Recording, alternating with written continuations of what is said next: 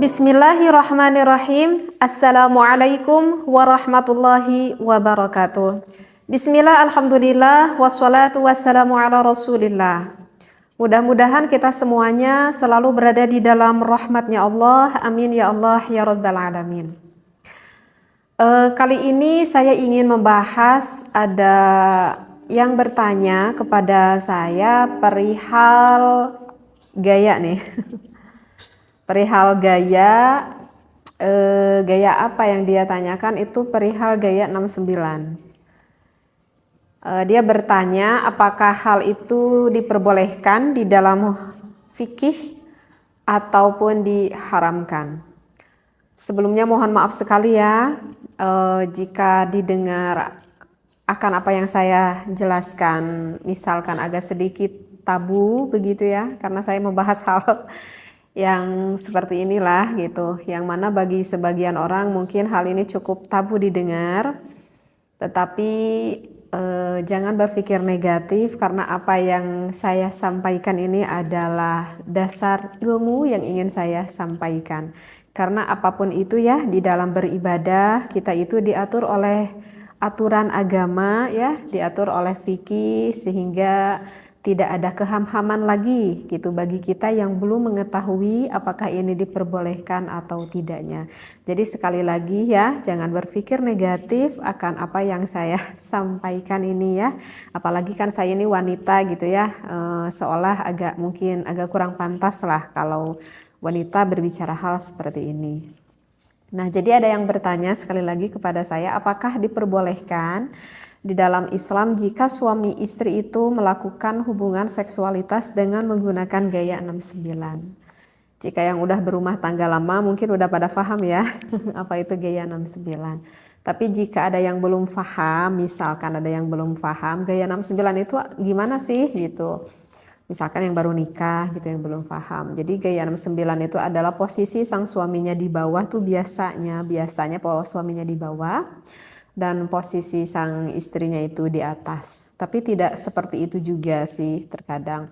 Jadi intinya dari gaya 69 itu adalah apakah boleh sang suami itu maaf sampai menjilati ataupun menghisap klitoris sang istrinya, dan ketika melakukan hubungan itu sebaliknya sang istri pun maaf sekali ya dengan bahasa yang saya sampaikan sampai mengulum Mr. P suaminya. Nah, itu adalah yang dikatakan dengan gaya 69. Jadi saling mencium, saling menghisap, saling menjilat di area vitalnya lah istilahnya seperti itu.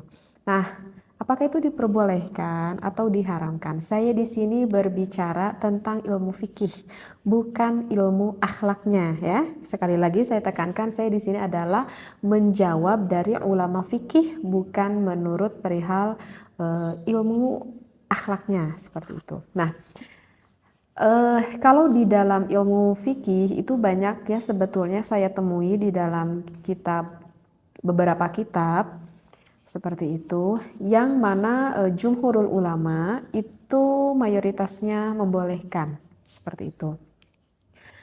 Dalil Al-Qur'annya kenapa dibolehkan tertera ada di dalam surat Al-Baqarah ya, pada ayat 223. A'udzu billahi minasyaitonir rajim. Nisa'ukum harthul lakum fa'tu harthakum anna syi'tum.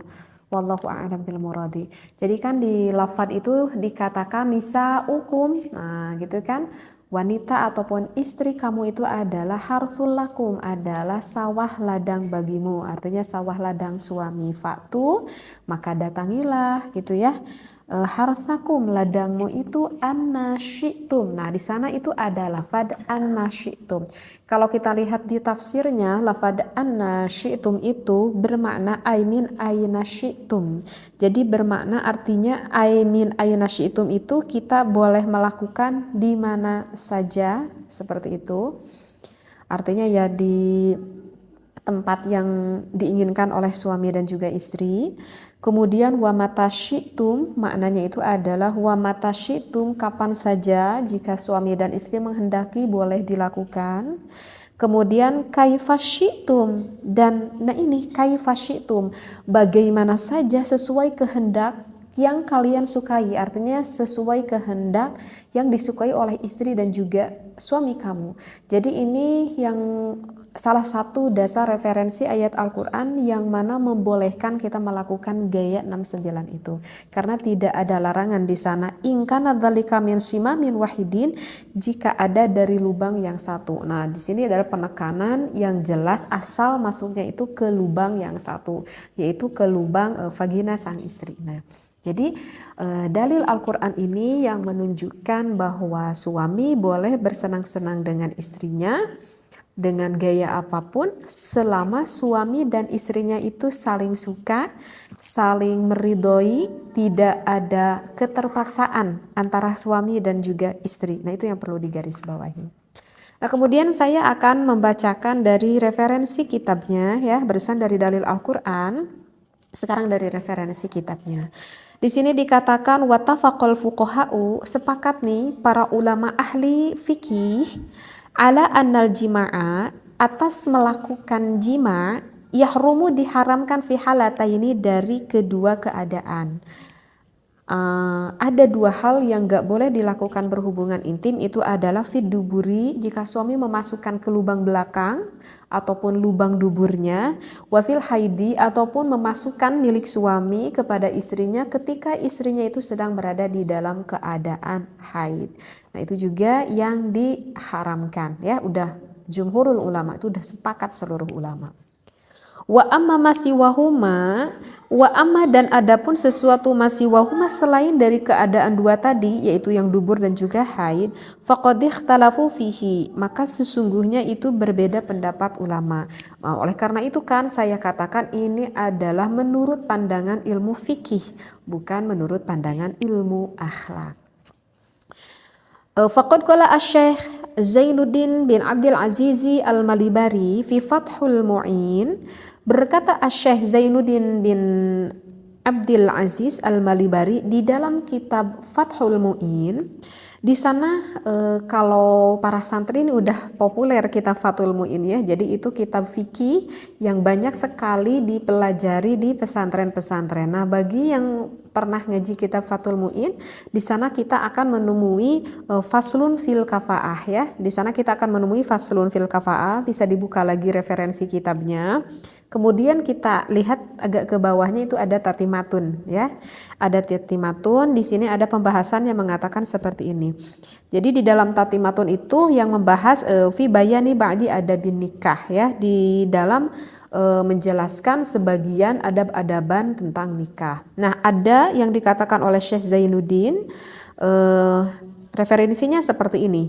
Ya juzu, diperbolehkan li zauji, bagi suami, kullu tamattu'in, boleh sang suami bersenang-senang ya, boleh suami bersenang-senang minha, dari istrinya, bima siwa halqati duburiha, selain ataupun kecuali dengan sesuatu yang berada di lubang duburnya, lubang dubur sang istri, dari lubang belakang. Nah, itu nggak boleh. Walau bimasyi badriha, nah kecuali nih walau bimasyi badriha, yang diperbolehkan itu walaupun sang suaminya itu sampai menghisap klitoris sang istrinya. Nah, jadi di dalam kitab Fathul Mu'in yang berkata Syekh Zainuddin bin Abdul Aziz, di sana dikatakan hukumnya diperbolehkan sang suami menghisap klitoris sang istrinya.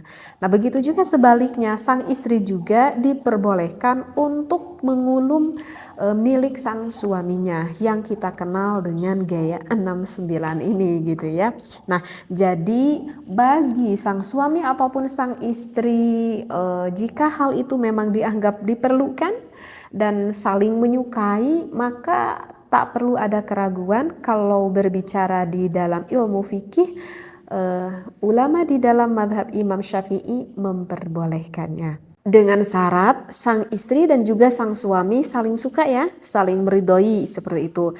Kalau misalkan istrinya nggak mau gitu, kalau misalkan pengantin baru gitu ya, itu kemungkinan kebanyakan para istri tuh nggak mau gitu ya, karena mungkin agak jijik juga gitu ya, dan merupakan hal yang sangat di luar bayangan mungkin, sehingga nggak mau melakukan hal itu. Nah, tetapi kalau misalkan dengan berjalannya waktu dengan sedikit suami merayu-merayu begitu ya, kebanyakan sih wanita tidak akan merasa keberatan sih seperti itu. Nah, saya tidak tahu ya bagaimana yang dirasakan oleh suami dan juga istri Anda di rumah gitu ya. Cuman kebanyakan gitu kalau saya dengar-dengar gitu seperti itu. Eh, Cuman sih yang perlu diingat ya di dalam berbagai gaya gitu ya. Di dalam berbagai gaya ini sih sebetulnya ya memang tidak perlu diajarkan juga ya. Maksudnya tak perlu diajarkan karena dengan instingnya nanti suami istri juga sih apa itu akan memahami apa yang dia inginkan sebetulnya. Jadi yang ingin saya titik beratkan di sini itu adalah bukan gayanya itu sih sebetulnya, tetapi hukumnya itu apakah diperbolehkan atau tidaknya.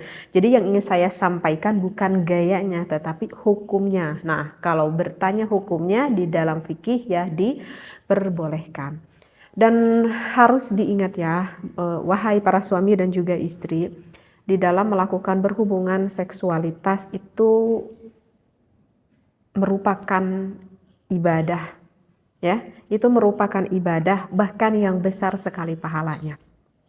Jangan dikira ini bukan ibadah, ini adalah suatu ibadah yang besar sekali pahalanya dan banyak sekali kemanfaatannya. Yang namanya ibadah pasti itu akan diawali dengan yang baik, akan diakhiri dengan yang baik dan dilakukannya pun dengan yang baik pula.